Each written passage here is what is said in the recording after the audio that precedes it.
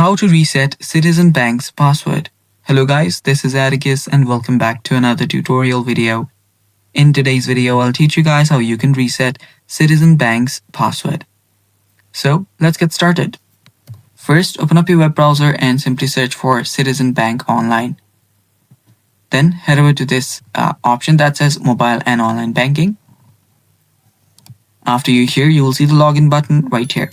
Tap on Login. Then you'll be prompted to your login section.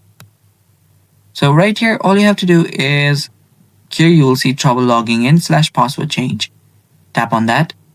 And again, you'll be prompted to another page. So here, simply choose I forgot my password and want to change it. Then tap on next. Then choose if it's a personal account or a business account. I'll select personal account and then tap on next. Now what I'll have to do is follow the prompts.